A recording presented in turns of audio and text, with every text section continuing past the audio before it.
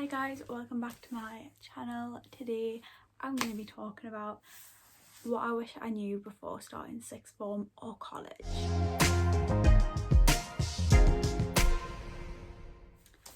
Okay, so the first thing I want to talk about is actually choosing your A-level options. So I got a GCSE, I got 5 9s, 3 8s and 2 7s. So naturally I gravitated towards the subjects that I got 9s in to do for A-levels. So I initially picked 4 subjects. I picked English Lit, English Language, Biology and PE because that's 4 subjects I got 9s in. So I just thought, well, I'm good at them, I quite enjoy them, I'm just going to do them at A-level. And I thought that English would be like the option that I was going to go on to do at university, and I was really set on doing English, so I just thought I'll do both English Lit and English Language. But the truth is, if you go to something at GCSE, it does not mean that you're going to enjoy it at A-level. So I thought I loved English because I've always loved reading since I was a child, and I would read books in literally like a day. I read like the entire Hunger Games trilogy in like 2 days. It was ridiculous. I was a super fast reader and I really enjoyed it. But like English just isn't like that at A-level. Like it is actually really hard. If you get a 9 at GCSE, you're most likely in your first essay going to get a C or a D, and it's quite hard hitting. So unless that's definitely what you set on, I don't think I would recommend it. The only subject that I actually enjoy thoroughly now is biology, so I think I'm going to do a sports science degree. Even though I dropped PE at A-level, it's just personally what I enjoy more now. So that brings me on to my next point about English. Unless you really like reading vintage and old-fashioned books, I wouldn't recommend it. The only book really that we study at A-level that's modern is The Kite Runner, and that is actually really good. We've just had to read it over the summer because you don't get to do that until year 13 in my school. I don't know if that's the same in all schools if you study The Kite Runner or not, but that's the only one that stood out for me as like a modern text. The rest are quite old, so only retake it if you enjoy Shakespeare. The same goes for English literature coursework. So we were told that we could do any books that we wanted to, but then afterwards we found out that it has to have literary merit, because you've got to find like criticism and stuff online. So I'm literally doing this one. It's called The Bloody Chamber by Angela Carter, and it is quite an old book, and even though it seems quite modern actually, but it still is like very academic and very like mature. So if you just think I'm going to take English because I enjoy reading teen fiction and like crime and thrillers and stuff like that, like English just isn't for you, I would say. My next point about English is to buy a copy of the text, even if your sixth form or your college says they'll give you a copy, just because you need a one that you can annotate, because it's a lot more useful to have the book that you own in front of you in order to annotate, because you go super quick in lessons. So if you wanted to annotate something, you don't really have time to write the whole quote out. This is literally the first page of one of the books that we're doing for A-level. As you can see, it's got a lot of annotation on. This is actually my old copy. I got a new one because I spilled something on this, but even the first page has so much writing on that you wouldn't be able to write out the quotes in your notes as you're going through the lesson because you go super quick. My next point is about exercise books. So most sixth forms and colleges don't give you exercise books, and my sixth form personally doesn't give you a laptop, so you're not able to type up your notes. At the start of year 12 I thought, well, I'm gonna have a separate workbook for each of my subjects as well as my file paper. So I thought I was gonna write it out quick on file paper and then write it up neatly in an exercise book. This only lasted the first week, even though I did put a lot of effort in. It's just the workload is pretty much impossible to write out your notes twice. So I recommend just using file paper rather than exercise books, because then you can keep all your work together, so you can keep your notes and your sheets all in your file. This is my most recent workbook that I use. I just use each subject in here, and I also think it's really useful I didn't do this the first week, but I think it's really useful to colour code your notes. For example, for mine, my English language notes have purple highlighter titles and subtitles. My English lit notes have pink titles and subtitles, and biology has green and mint green titles and subtitles.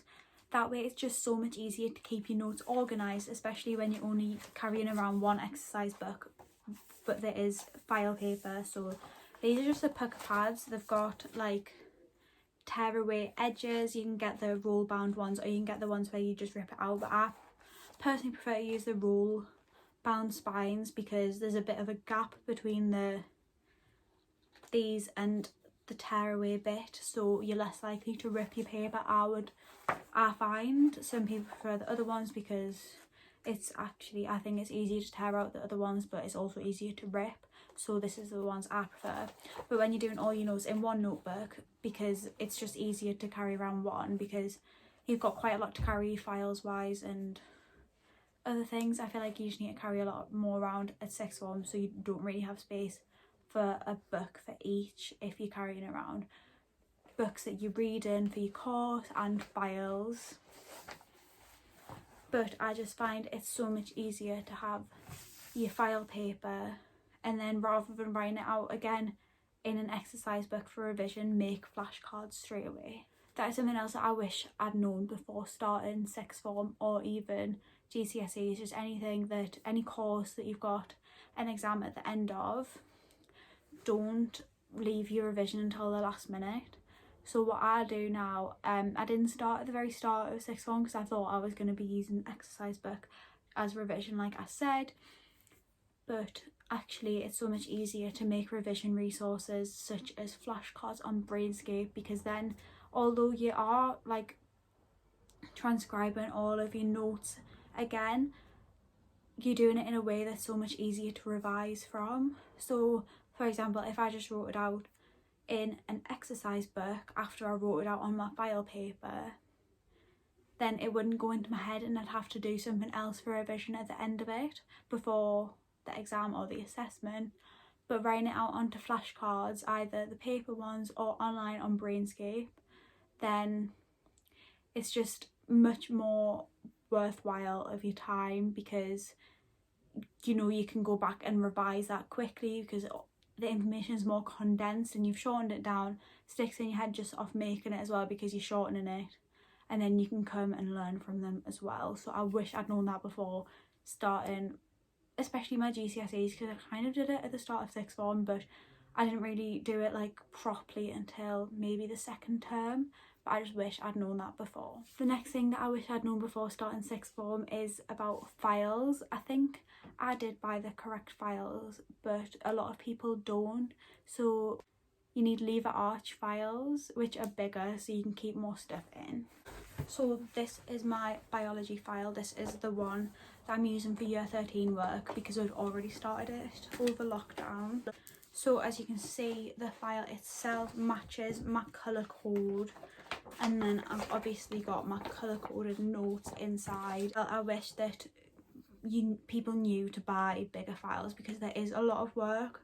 We've only done the first topic or two of year 13 work over lockdown, since we are still technically in year 12, so we didn't need to start year 13 work, but it's already taken up a good chunk of the file, which is why even if your sixth form your college doesn't tell you to, get a lever arch file because they are a lot bigger and a lot easier to maintain. Next tip that I wish I'd known before starting sixth form is also to do with files. This is my A-level biology revision guide textbook, and even if you don't do the topics in the same order that it is in the revision guide, I would recommend organising your file in that order.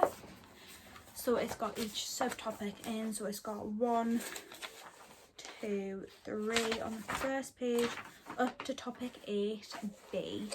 So within each topic there's different subtopics which you're likely to do with different teachers, because most sixth forms and colleges I think give you 2 different teachers for each subject. So for mine, I've got one teacher for 3 hours a week and another one for 2 for each of my subjects.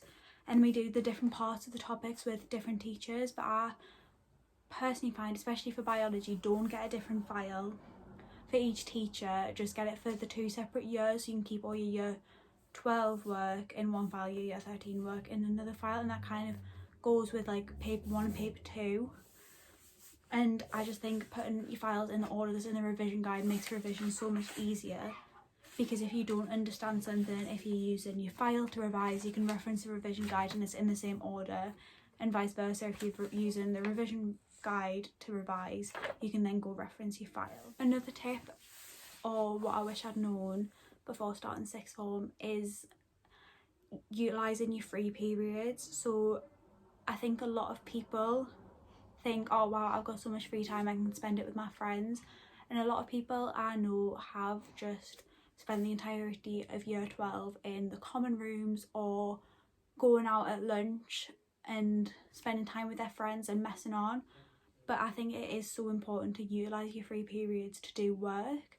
Like this year, in all of my free periods except like 2 or 3 where I've been feeling stressed or upset and just didn't feel like working, I've worked and I've done revision and stuff in them free periods. And I think that's really helped, because it is such a massive workload that you think going from year 11 to year 12, oh, I'm dropping from like 10 subjects to 3 or 4. You think, oh, I'm going to have so much free time, I'm going to have such a lower workload, and that's really not true. Them free periods that you get are such a great way to get all your work done. Like literally, I'll get homework every single lesson off all my teachers, then I'll go into my free if I've got a free next lesson, and I'll go do the work, and that way you're not leaving it till the last minute. And if you're stuck, if you're doing it in school, you can go straight away to go see your teacher or someone else who's in your class and ask them for help.